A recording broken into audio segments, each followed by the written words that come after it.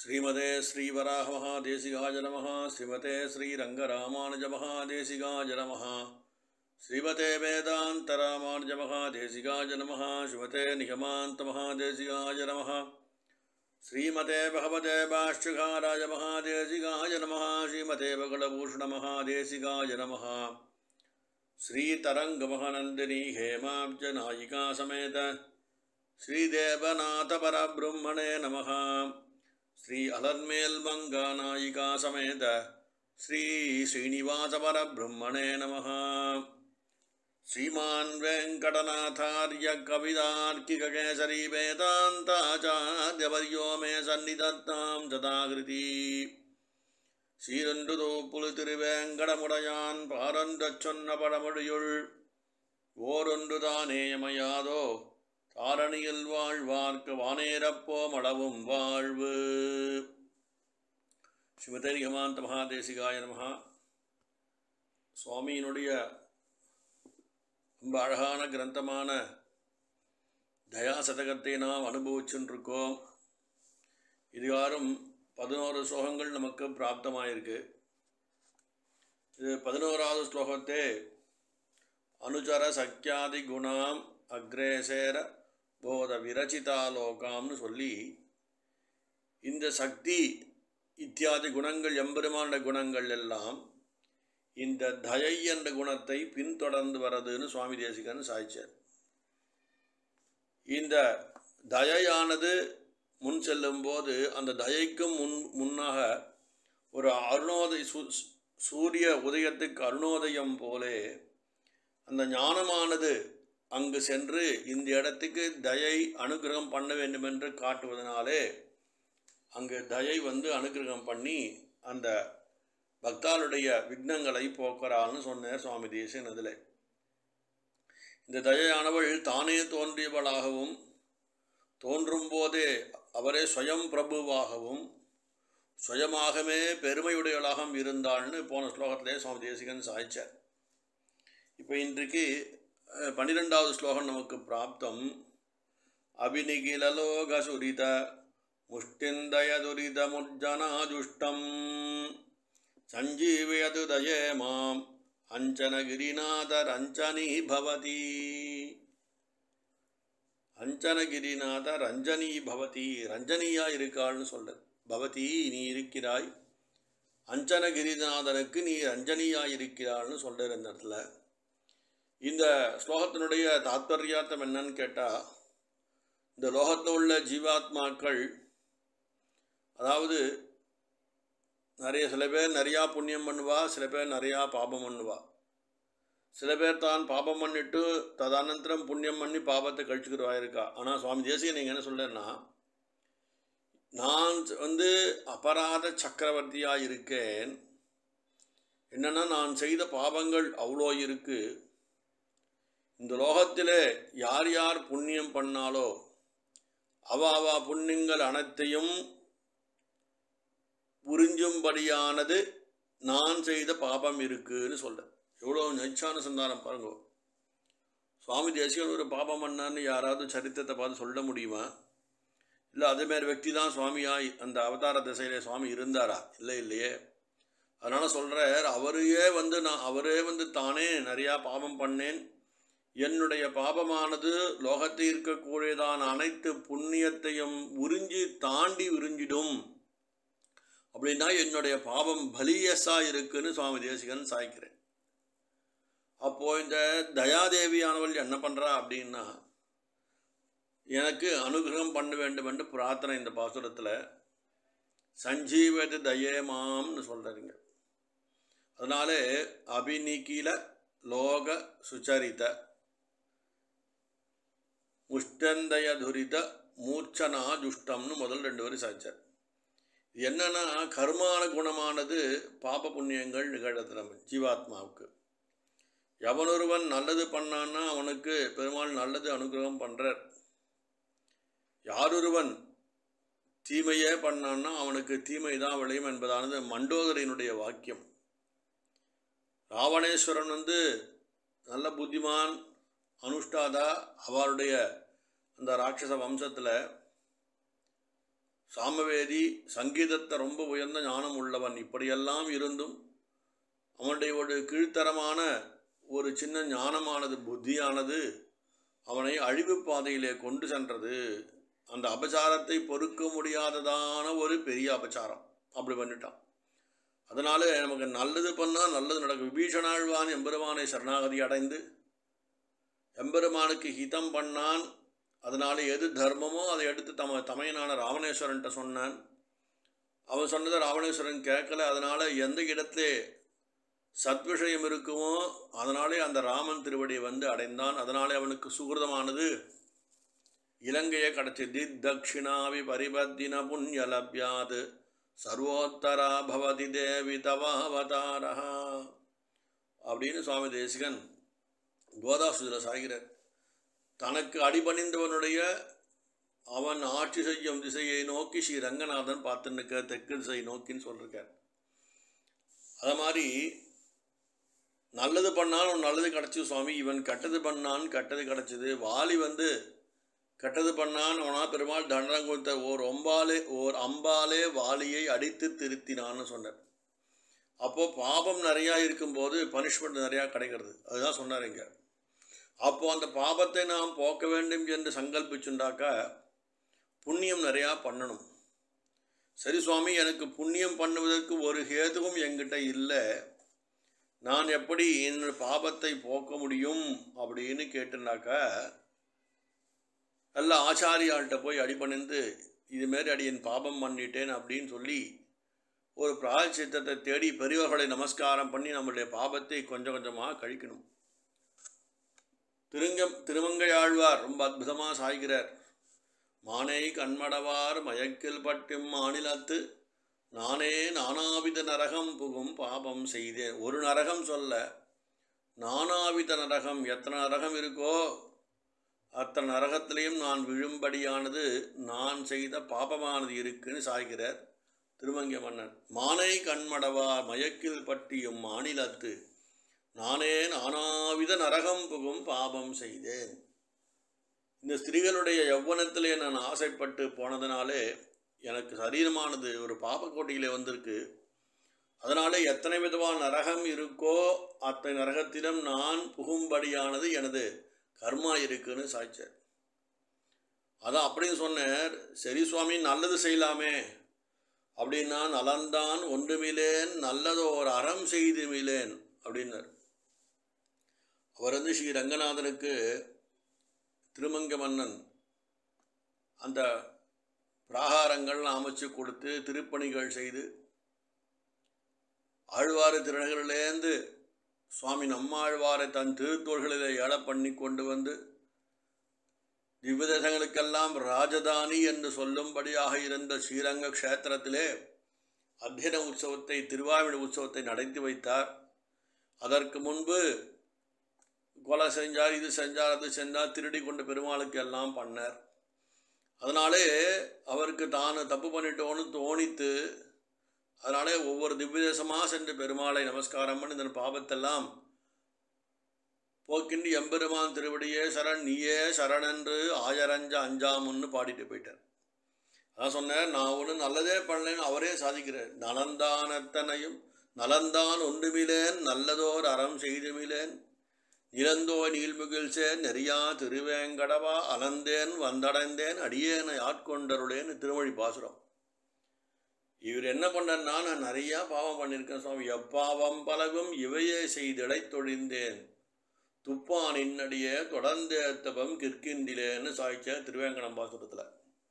எப்பாவம் பல எத்தனை பாவங்கள் இருக்கோ பலவும் இவையை செய்து இழைத்தொழிந்தேன், இந்த பாபத்தெல்லாம் செய்து நான் இழைத்து போயிட்டேன்பா, என்னிடத்துல ஒரு சுகிருதம் கூட இல்லையே அப்படின்னு பெருமாள்கிட்ட தன்னுடைய ஆர்த்தியை தெரிவிக்கும் போது இவர் செய்த பாபத்துக்கு இவர் வருந்துறார்னு பெருமாள் தெரிஞ்சுக்கிறார் திருவேங்கடமுடையான் இல்லையா.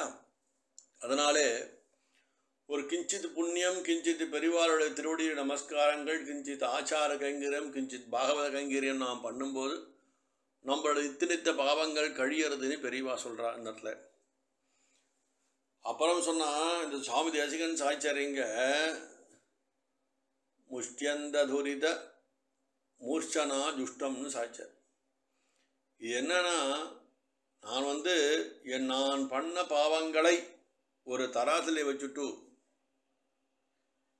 இதரால் பண்ணுற புண்ணியங்களை ஒரு தராசிலே வச்சாக்கா நான் பண்ண பாவத்தினுடைய பலியஸ் அப்படின்னு சொல்லக்கூடியதான ரொம்ப பலிஷ்டமாக இருக்கும். அவள்து ரொம்ப கம்மி சுவாமி, அவள் புண்ணியத்தெலாம் சாப்பிட்டுடும் நான் பழித பாவம்னு சொல்லுறது. அதனாலே நான் ரொம்ப பாப்பியானேன், பாவமே செய்து பாவியானேன்னு சொன்ன மாதிரி சொன்னார்.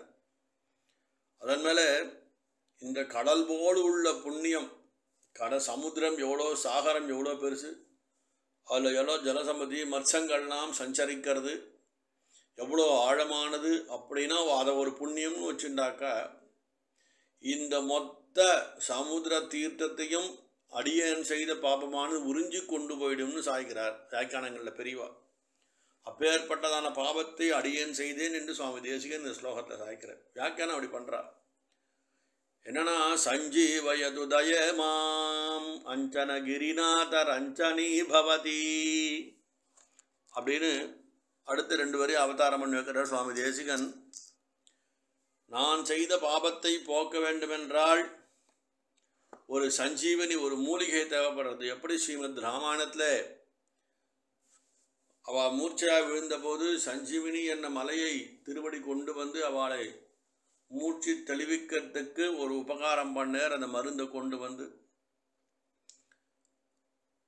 ஆனால் எனக்கு இந்த ஜென்மாவில் என்ன கிடைக்கும்னா ஒரு சஞ்சீவனியை தேடி போனால் இந்த சஞ்சீவனிலாம் எனக்கு நான் செய்த பாவத்துக்கு வேலை செய்யாதுன்னு சாய்க்கிறேன். அதனாலே இதெல்லாம் பெரிய சஞ்சீவனியாக இருக்கக்கூடியதான தயாதேவியினுடைய பரிபூர்ணமான அனுகிரகம் ஒன்னாலேதான் நான் செய்த பாவத்தை போக்க முடியும். மருத்துவனான் என்ற மாமணி பண்ணா மறுபிறவி தவிர திருத்தின்னு சாய்ச்சார் பெரியாழ்வார். மாமணிவனுடைய திருமாவில் இருக்கக்கூடிய மகாலட்சுமி தான் தயாதேவி.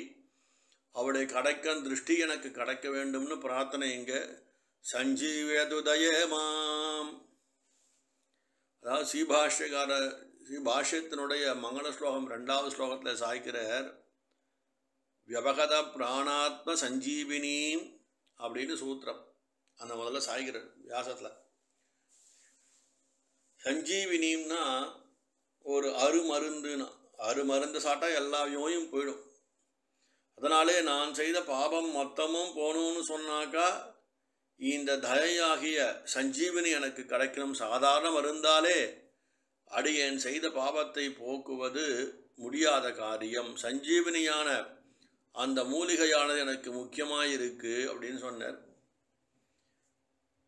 இங்கே சஞ்சீவனின்னா மோக்ஷானந்தத்தை சொல்கிறா பெரியவா தன்னோட வியாக்கியானத்தில். குழந்தை ரொம்ப உடம்பு நோயால் பீடிக்கப்பட்டிருக்கு இல்லையா, அப்போது அவள் தாயார் என்ன பண்ணுவா, மருந்து வாங்கின்னு குழந்தைக்கு அந்த நோயை போக்குறா இல்லையா. அப்போது அந்த நாதன், அந்த குழந்தையுடைய திருத்தகப்பன், இவருடைய கணவனானவன் சந்தோஷப்படுறான்.